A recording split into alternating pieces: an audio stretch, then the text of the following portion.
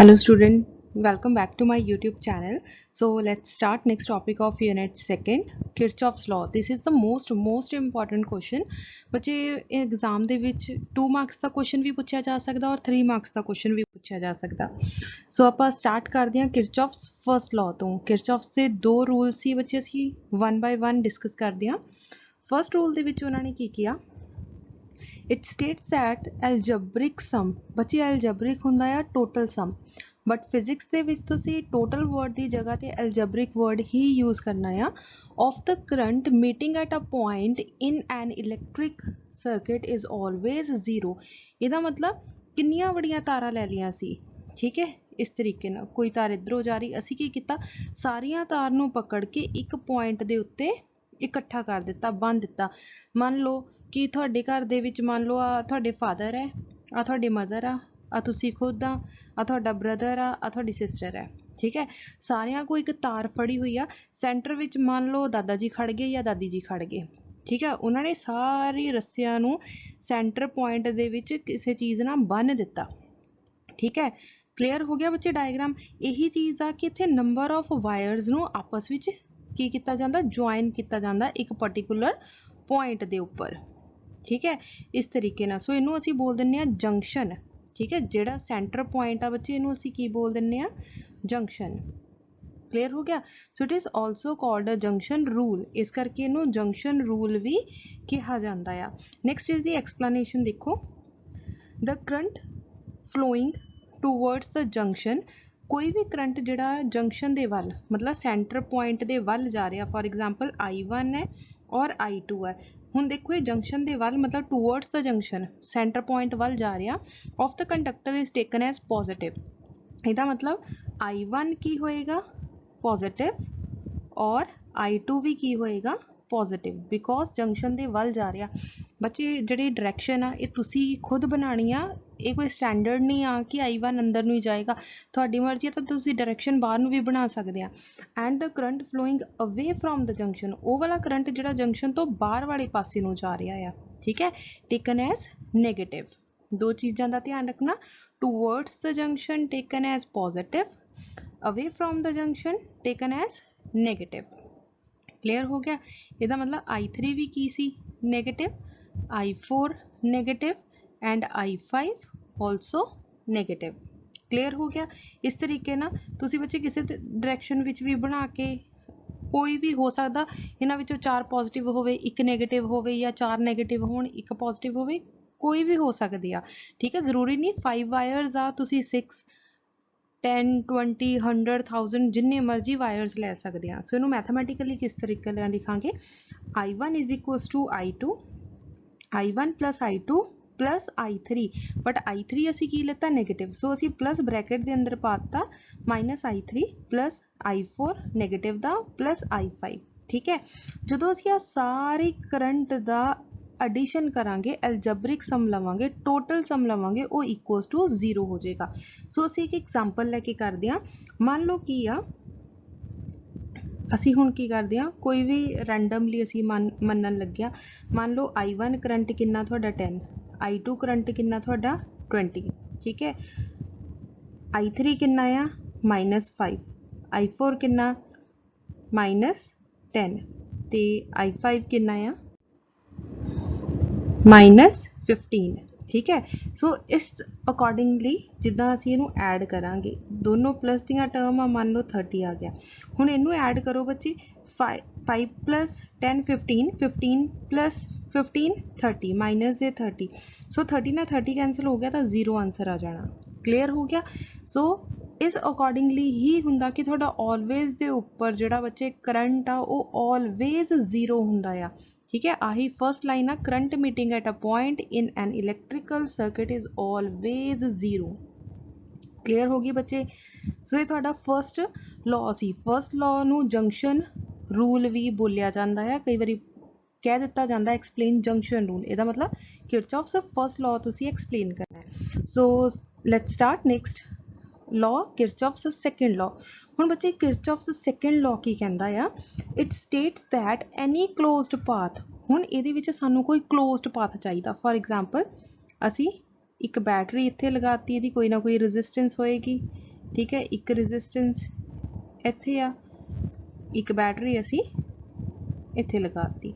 सो ये भी कोई स्टैंडर्ड नहीं आ कि तुसी पॉजिटिव इधर लगानी ते नैगेटिव इधर लगानी, तुसी इस तरीके नाल भी बैटरी लगा सकते, थोड़ी जिन्ने मर्जी दिल करदे उन्ने रजिस्टेंस लगा सकते हैं। सो रैंडमली कोई भी डायग्राम तुसी ड्रॉ कर सकते हैं। In an electrical circuit, the algebraic sum मतलब कि total sum of EMF मतलब जिहड़ी तुसी इत्थे बैटरी लगाई हुई आ, ठीक है, आ वाली। सो ये की आ EMF is equal to sum of product of resistance and current। जिहड़ा E आ वो किहदे इक्वल आ IR दे, वैसे भी according to Ohm's law V किहदे इक्वल हुंदा बच्चे IR। सो इत्थों तुसी याद कर सकदे आ किरचॉफ्स लॉ की डेफिनेशन, सैकेंड लॉ की एलजबरिक सम ऑफ EMF, जिन्नियां भी EMF लगियां जिद्दां EMF बचे E1 E2, सो असी की लिखांगे E1 plus E2 is equals to किहदे इक्वल आ product of their resistance and current, product of their resistance and current. So कितना आ जाएगा I1 R1 plus I2 R3, जिन्ने भी मतलब कि कह लो थोड़े आह लगे होणगे रेजिस्टेंस लगे होणगे, ठीक है, वो इक्वल आ जाएगा क्योंकि इत्थे एक लूप बन रही आ देखो आ फर्स्ट लूप है और आह सैकेंड लूप आ, इस करके इनू की बोलिया जाता है, लूप रूल भी कहा जाता है, ठीक है। सो बच्चे थानू डायग्राम क्लीयर होगी, डायग्राम जो हुण तुहाडी बुक दे विच आ उहदे अकॉर्डिंगली एक्सप्लेन करदे आ। सो पहला डायग्राम देखो बच्चे, सो डायग्राम इस तरीके नाल बनाई हुई, जिद्दां मैं तुहानू पहला बना के दसी सी डायग्राम, अगर तुसी उस तरीके नाल बनाना चाहते हो तां भी बना सकदे आ, नो प्रॉब्लम, ठीक है। डायग्राम स्टैंडर्ड नहीं आ, तुसी अपनी मर्जी नाल किसी तरीके की भी डायग्राम बना सकदे आ। हुण इहदे विच देखो बच्चे एक EMF उपर लग गई और एक EMF आ रही, ठीक है, ਇਹਦਾ मतलब ਅਸੀਂ दो EMF यूज़ कर रहे हैं। सो इनू ब्रिज की फॉर्म ਦੇ ਵਿੱਚ ਬਣਾ ਲਿਆ, first resistance, second resistance, third resistance, fourth and fifth resistance, ठीक है। बनाने का तरीका की है, पहला ब्रिज बना लो इस तरीके ना, ठीक है, इस तरीके ना बन गया। सो इत्थे एक सैल लगाता, बैटरी लगाती, आ एक रेजिस्टेंस लगाती। सिमिलरली एक सैल ऊपर लगा दो, ध्यान रखना बच्चे एक टर्मिनल वड्डा ते दूसरा टर्मिनल छोटा होना चाहिए आ, एक वड्डा और एक छोटा, ठीक है। इस तरीके नाल तुसी एक रेजिस्टेंस बनाओगे। हुण तुहानू पता current always positive terminal to negative जाता है, मतलब पॉजिटिव तो बाहर निकलेगा। हुण इत्थे देखो इत्थे भी पॉजिटिव सी, ठीक है, इत्थों भी बाहर निकले, इसका मतलब आ वाला करंट और आ वाला करंट चला गया इत्थे, क्लीयर हो गया। सो अगे देखो आही करंट जिहड़ा है बच्चे फ्लो हुंदा होया इधर नूं चल जाएगा। सो मैं तुहानू डायरैक्शनस समझा रही हाँ, डायरैक्शनस किद्दां बणियां होईयां, ठीक है बच्चे, ध्यान नाल डायरैक्शनस ध्यान नाल समझना। इधरों करंट नीचे जा रहा क्योंकि पॉजिटिव टू नैगेटिव जाता, पॉजिटिव तो बाहर निकलिया, इधरों भी पॉजिटिव तो बाहर जाएगा, इस करके इहदा भी करंट बाहर नूं आएगा, ठीक है। आ दोनों करंट इत्थे मिल के नीचे आ गए इधर नूं। सो आ वाला एरो देखो नीचे वाले पासे नूं, इत्थों ही करंट ऊपर चला गया, ठीक है। सो आ वाला करंट ऊपर चला गया। हुण ध्यान दिओ बच्चे आही करंट पहला जुड़ के दो भागां विच जुड़िया सी, हुण आही करंट जिहड़ा है इत्थे जाके दो पार्ट्स दे विच डिवाइड हो जाएगा, अद्धा ऊपर अद्धा इधर आ जाएगा, इस तरीके नाल। क्लीयर हो गया बच्चे तुहानू करंट किस तरीके नाल इधर उधर जा रहा है? अगर नहीं क्लीयर होएगा तो मैनू एक बार दोबारा दस देना, ठीक है। सो अदरवाइज आप दोबारा डिस्कस कर लेंगे। आ पॉजिटिव आ नैगेटिव, ऑलवेज करंट कित्थों फ्लो करता, positive to negative terminal. So positive तो बाहर निकलिया, इधर भी पॉजिटिव बैटरी सी, इत्थों भी करंट बाहर निकलिया, दोनों करंट मिलके अगे वाली रोज चले गए, मतलब इधर नूं आ गए। आही करंट ऊपर नूं जा रहा, ठीक है, इस तरफ। आही करंट फरदर इत्थे आके सी पॉइंट ते दो पार्ट्स विच डिवाइड हो गया, अद्धा इधर चला गया ते अद्धा इधर चला गया। क्लीयर हो गया बच्चे। हुण असीं अपने कोल इन्हां दे नाम रखण लगे हां, कोई ना कोई इन्हां दा नेम होएगा करंट दा। हुण करंट दा नेम देखो, इत्थों जिहड़ा करंट आया किन्ना सी आई, इधरों जिहड़ा करंट आया वो आपां देखदे हां। सो आ करंट फरदर नीचे चला गया, ठीक है। सो आपां इहदा नाम रख दिता I4, इधरों I4 गया, सो बच्चे सेम करंट जाएगा, सो इहदा नाम रख दिता I5। फरदर आ करंट इधर गया, इहदा नाम रख दिता I3, और इधर जिहड़ा करंट गया उहदा नाम रख दिता I2। सो असी कल्ली कल्ली रजिस्टेंस दे विच जिहड़ा करंट जा रहा असी उन्हां दा नाम अलग अलग रख दिता ताकि मैथमैटिकली सॉल्व करन च ईजी होवे।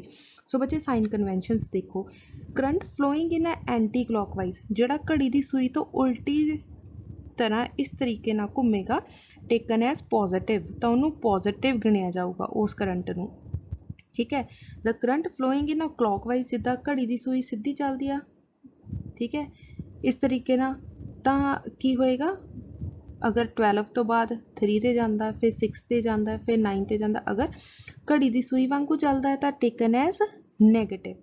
क्लीयर हो गया बच्चे, ते साइन कन्वेंशन आ, ध्यान रखना, जे करंट दी डायरैक्शन एंटी क्लॉकवाइज जाएगी तां पॉजिटिव, अगर क्लॉकवाइज जाएगी तां नैगेटिव। सो ध्यान विच रखते हुए नैक्सट आपां मैथमैटिकल पोर्शन सॉल्व करांगे। नैक्सट EMF की वैल्यू भी सिमिलरली लिखांगे।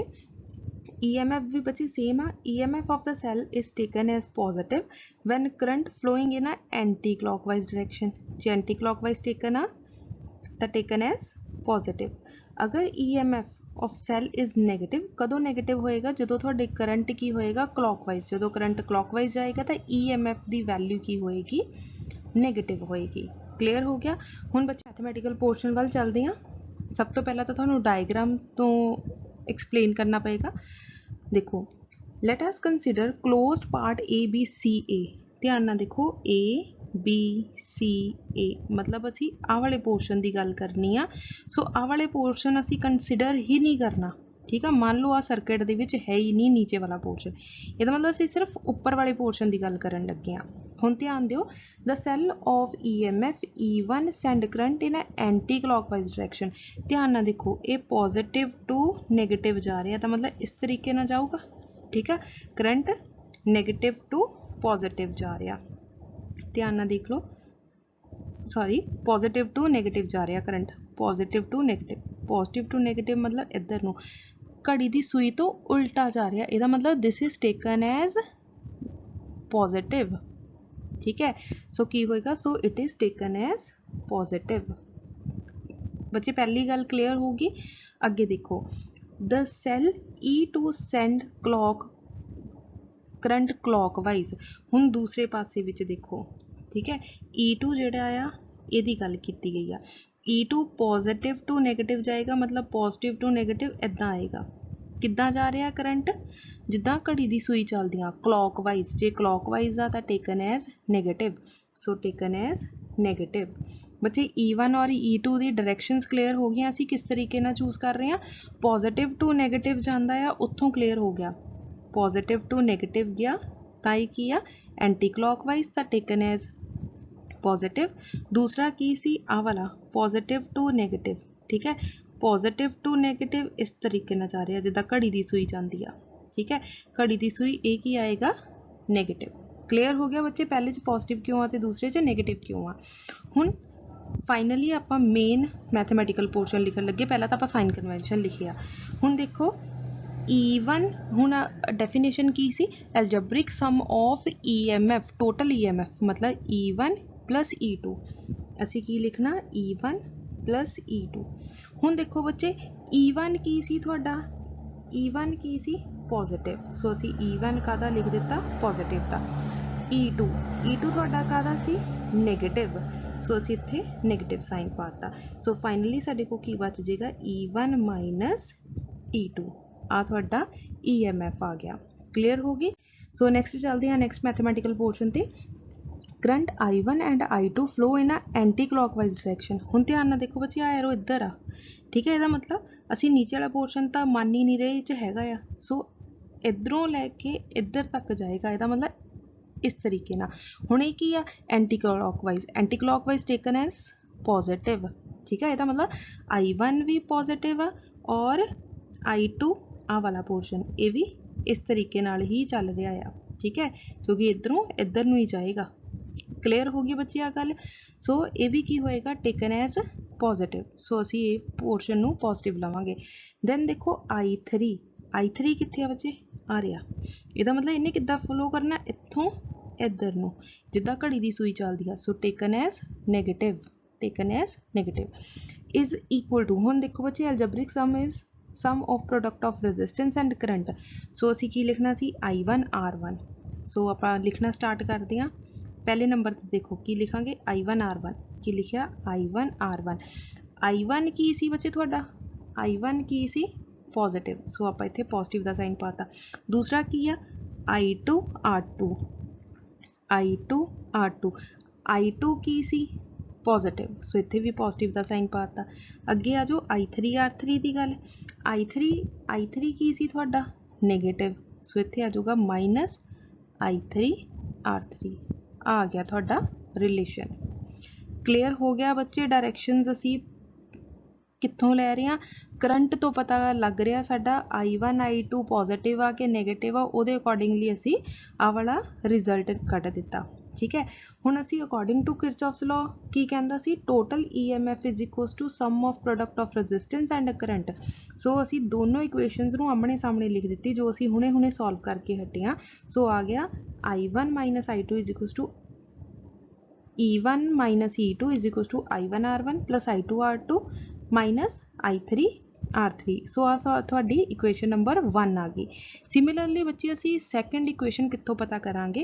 हुण असी सैकेंड पार्ट चूज करना आ नीचे वाला ACD आ वाला पोर्शन। इहदा मतलब ऊपर वाला पोर्शन असी कंसीडर ही नहीं करना। ठीक है, हुण देखो इत्थे सिर्फ और सिर्फ एक EMF लगी हुई आ। इहदा मतलब ये कित्थों जा रही आ? पॉजिटिव टू नैगेटिव इस तरीके नाल जा रही है। तो ध्यान नाल देखो घड़ी तो उल्टा जा रहा, जे उल्टा जा रहा तो टेकन एज पॉजिटिव। इहदा मतलब E2 की वैल्यू कितनी होगी? Positive. So E2 taken as positive. Clear हो गया बच्चे E2 पॉजिटिव क्यों आ? ठीक है, हुण अगे चलो is equal to EMF of current. ठीक है, सो आपां करंट देखना है इत्थे किहड़े किहड़े करंट आ। पहला देखो I3 R3। सो इसकी डायरैक्शन इधर नूं आ, इहदा मतलब इस तरीके नाल जा रही है, इस तरीके नाल। अगेन घड़ी तो उल्टी सुई आ, negative anti clockwise taken as positive. So I3 R3 भी की हो जाएगा? पॉजिटिव। अगे चलो हुण आ जाओ I4 R4, इहदी भी डायरैक्शन इस तरफ आ। ठीक है, सो अगर इस तरफ आ डायरैक्शन तक की होएगा, इधरों इधर गया, अगेन इस तरीके ना, again taken as positive. So again taken as positive. So last one की आ जाएगा थोड़ा I5 R5, इहदी डायरैक्शन भी इधर नूं बच्चे, ये भी इधर नूं जा रहा, इहदा मतलब ये भी इस तरीके ना जा रहा, तो it is also taken as positive. So I5 R5 is also taken as positive. Clear हो गया बच्चे? थोड़ी सैकेंड इक्वेशन किस तरीके ना बनी? So this is the second equation, so this is the final answer. अगे देखो बच्चे थोनू पेपर विच क्वेश्चन किस तरीके ना आ सकता, state and explain Kirchhoff's law of electric circuits. बच्चे हमेशा ही पेपर विच बच्चे पूछते हैं मैम इलैक्ट्रिक सर्किट आया या असी पहला लॉ एक्सप्लेन करना कि दूसरा। बच्चे किरचॉफ्स के दोनों लॉज इलैक्ट्रिक लॉ आ, पहले विच भी करंट यूज होंदा, दूसरे च भी करंट यूज होंदा। इहदा मतलब अगर स्टेट एंड एक्सप्लेन आवे तो तुसी दोनों लॉज एक्सप्लेन करने आ। Second question, write statement of Kirchhoff's first and second law only. इसका मतलब no derivation, no diagram, you have to write only definition. सिर्फ डेफिनेशन लिखनी है। 1 मार्क्स की डेफिनेशन यदि बच्चे 1 मार्क्स की डेफिनेशन सेकंड थी। सो इसका मतलब ओनली डेफिनेशन। ठीक है, नेक्स्ट देखो state and explain Kirchhoff's first law. Kirchhoff first law मतलब कि 2 मार्क्स का क्वेश्चन आएगा, सिर्फ और सिर्फ फर्स्ट लॉ एक्सप्लेन करना है, definition explanation with diagram. Clear हो गया? No second law. अगे देखो स्टेट किरचॉफ्स लॉ, इनू लूप रूल भी बोलिया जाता ऑफ इलैक्ट्रिकल मेजरमेंट। इसका मतलब सिर्फ और सिर्फ तुसी सेकंड लॉ एक्सप्लेन करना है, स्टेट करना। स्टेट मतलब ओनली डेफिनेशन। ठीक है, स्टेट मतलब सिर्फ डेफिनेशन, नो एक्सप्लेनेशन। स्टेट का मतलब बच्चे हमेशा याद रखना, स्टेट मतलब तुसी उसकी डेफिनेशन देनी है जो कि 1 मार्क्स का क्वेश्चन पूछा जाएगा। And obtain the relation between the resistance of 4 arms of the Wheatstone bridge. ठीक है बच्चे ਆਪਾਂ ਨੈਕਸਟ ਵੀਡੀਓ ਦੇ ਵਿੱਚ ਕਰਾਂਗੇ ਬਿਟਸਟੋਨ ਬ੍ਰਿਜ ਸੋ ਇਹਦਾ ਆਨਸਰ ਤੁਹਾਨੂੰ ਨੈਕਸਟ ਵੀਡੀਓ ਦੇ ਵਿੱਚ ਮਿਲੇਗਾ ਕਲੀਅਰ ਹੋ ਗਿਆ ਸੋ ਇਸ ਪੂਰੇ ਟੌਪਿਕ ਦੇ ਵਿੱਚ ਬੱਚੇ ਅਗਰ ਤੁਹਾਨੂੰ ਕਿਤੇ ਵੀ ਕੋਈ ਕਨਫਿਊਜ਼ਨ ਹੋਵੇ ਜਾਂ ਕਿਸੇ ਤਰੀਕੇ ਦੀ ਕੋਈ ਪ੍ਰੋਬਲਮ ਹੋਵੇ ਤਾਂ ਤੁਸੀਂ ਪੁੱਛ ਸਕਦੇ ਆ ਥੈਂਕ ਯੂ ਸੋ ਮਚ